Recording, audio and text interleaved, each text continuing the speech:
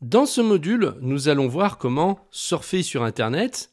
Apple vous donne un outil qui s'appelle Safari, qui est le navigateur par défaut d'Apple. Et ce navigateur, vous allez le retrouver non seulement sur votre Mac, mais également sur votre iPad, sur votre iPhone.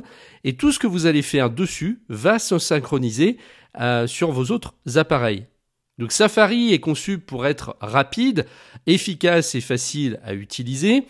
Il est optimisé pour Mac, pour Apple, bien entendu, et nous allons explorer les fonctionnalités clés qui vous aideront à naviguer sur Internet de manière plus efficace et sécurisée. Pour le lancer, il suffit d'aller sur l'icône qui se trouve dans votre dock, donc cette petite boussole bleue.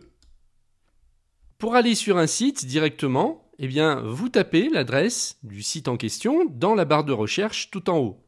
Alors, vous n'êtes pas obligé de marquer le HTTPS. Normalement, pour la plupart des sites, si vous rentrez directement l'adresse comme geekpratique.com, ça fonctionne. Donc, si vous voyez que ça ne fonctionne pas, à ce moment-là, mettez-le, mais généralement, il n'y a pas besoin. Si on va sur Amazon, par exemple, vous tapez amazon.fr et vous arrivez directement sur le site. Pour voir l'adresse web complète, il suffit de faire un clic dessus. Et là, vous allez avoir l'adresse complète qui s'affiche avec le HTTPS. Donc cette barre de recherche, elle sert à aller directement sur les sites, mais elle sert également à faire des recherches avec des mots-clés. Imaginons que je cherche des sites sur la pêche. Eh bien, je vais marquer site de pêche.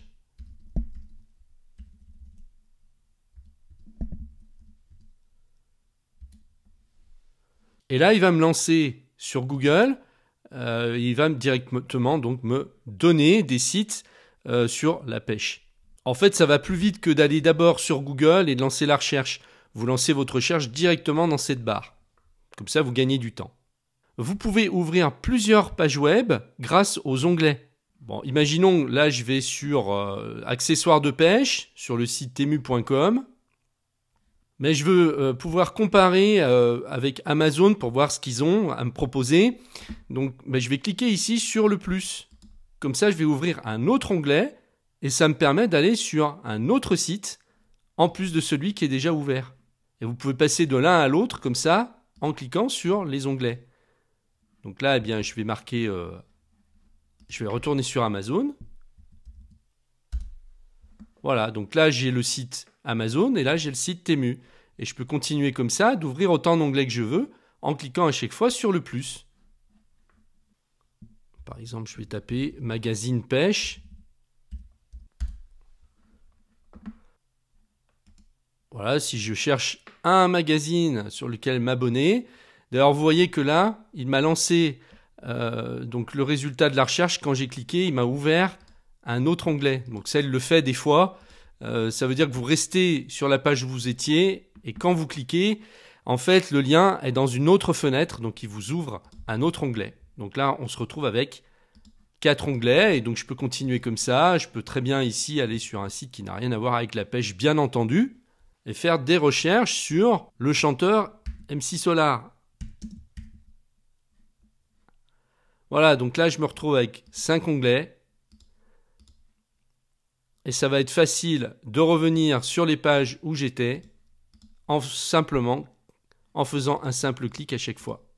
Je peux fermer mes onglets en cliquant sur la petite croix qui se trouve ici. Donc si je veux plus afficher ce site, je clique sur la croix. Ça enlève l'onglet et je n'ai plus que mes 4 onglets. Je peux sortir d'Amazon, je clique sur la petite croix. Voilà, je n'ai plus que 3 onglets et vous voyez qu'à chaque fois, ils se redimensionnent. Vous pouvez ajouter des sites que vous visitez souvent à vos favoris. Par exemple, le site Temu, vous y retournez tout le temps et vous voulez l'ajouter donc à vos favoris. Eh bien, vous allez cliquer sur le bouton de partage qui se trouve ici et vous cliquez sur « Ajouter un signet ». Là, vous donnez un nom à votre favori. On va laisser sur Temu et vous pouvez mettre une description.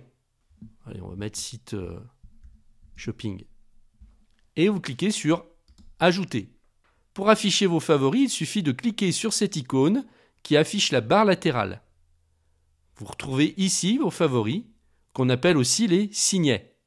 Donc vous voyez qu'il m'a rajouté Temu à la suite des autres ici.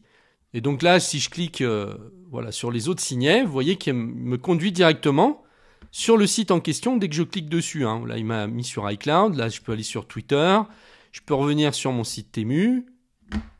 Donc je peux organiser ces favoris, par exemple en déplaçant, en faisant un clic gauche maintenu avec ma souris et en remontant Temu. Je peux lâcher ma souris à l'emplacement où je veux mettre Temu. Voilà, donc je l'ai remonté.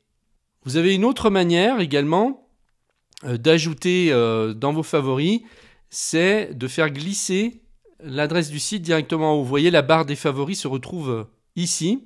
Alors si vous ne la voyez pas affichée, eh bien vous allez dans Présentation et afficher la barre des favoris. Donc moi, elle est déjà affichée, donc c'est marqué masqué. Donc si je clique sur masquer, ça me l'enlève. Donc si vous la voyez pas, ben, vous faites ça, vous allez dans Présentation et afficher la barre des favoris. Donc c'est la même barre que on vient de voir, hein, la barre principale ici, favoris. Donc je vais fermer le reste là pour pas que ça nous gêne. Vous voyez, c'est exactement cette barre-là que vous retrouvez ici. Donc vous pouvez faire autrement. Par exemple, là, ce site de pêche, je peux l'ajouter à mes favoris en faisant un clic gauche maintenu avec ma souris et en faisant glisser l'onglet juste à la suite, là. Je lâche ma souris. Et voilà, abonnement, magazine, pêche, via presse. Je peux déplacer mon favori en faisant toujours un clic gauche maintenu avec ma souris, en le mettant par exemple ici. Je lâche ma souris. On va le retrouver également dans la barre des signets ici. Il est là. Voilà, donc vous voyez que vous avez deux manières de procéder. Donc ça, vous allez l'utiliser pour tous les sites que vous allez visiter tout le temps, tout le long de l'année. Après, il n'y a plus qu'à faire un clic en haut pour aller sur le site en question. Par exemple, Geek Pratique, Google, Apple, ça vous fait gagner beaucoup de temps.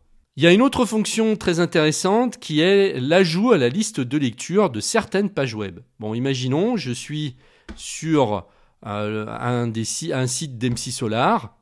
Voilà, là, je suis sur sa biographie. Bon, c'est intéressant, mais j'ai pas le temps de le lire maintenant. Eh bien, vous allez pouvoir ajouter votre page web à ce qu'on appelle la liste de lecture. Donc, vous allez survoler avec votre souris la barre de recherche et vous voyez qu'il y a un petit plus qui apparaît ici. Vous cliquez dessus et il l'a ajouté à la liste de lecture. Donc là, je vais de nouveau afficher la barre latérale et cette fois, au lieu d'aller dans Signets, comme où on était tout à l'heure, ben, je vais aller sur liste de lecture. Et vous voyez qu'il y a déjà des pages que j'avais ajoutées avant. Et donc ma page d'MC Solar se trouve ici. Donc les autres pages que j'avais ajoutées, pour y aller, j'ai juste à cliquer dessus. Voilà, j'avais ajouté Temu. Là, un site sur Dépêche-Mode. Là, un site sur Mac. Voilà, et je reviens sur MC Solar. Donc à chaque fois que vous allez faire ça sur votre Mac, ça va également synchroniser tout ça sur vos autres appareils. Donc ça veut dire que là, vous avez l'article qui vous intéresse, mais vous n'avez pas le temps de le lire, vous devez partir au travail. Eh bien, pas grave, vous l'ajoutez donc à la liste de lecture. Et puis, vous allez peut-être prendre le métro ou le bus, j'en sais rien, et vous aurez le temps dans le bus de lire l'article. Eh bien, sur votre iPhone, vous allez retrouver exactement la même liste de lecture synchronisée. Donc, vous n'aurez plus qu'à aller sur la page d'MC Solar pour lire l'article. D'ailleurs, je vais vous afficher à l'écran ce que ça donne sur l'iPhone. Vous voyez l'icône Safari tout en bas. Vous appuyez dessus. Vous allez aller sur la petite icône Livre tout en bas. Là, je vous l'entoure. Et là, vous allez retrouver donc la liste de lecture avec l'article d'MC Solar qu'on vient d'ajouter. Donc, il suffit d'aller dessus et je vais pouvoir lire tranquillement sa biographie. Pour supprimer une page de la liste de lecture, vous pouvez soit avec votre Magic Mouse faire un balayage avec votre doigt vers la gauche, et là vous avez un bouton supprimer qui apparaît, soit vous pouvez faire un clic droit et supprimer l'élément. Pour les signets, c'est à peu près pareil. Si vous voulez supprimer un signet, vous mettez dessus, par exemple celui-ci, clic droit, supprimer. Voilà, donc là vous en savez suffisamment pour utiliser Safari correctement, vous organiser avec les favoris. Sachez que j'ai fait une formation complète sur Safari qui est gratuite pour les membres premium. Donc je vous mets le lien en dessous de la vidéo.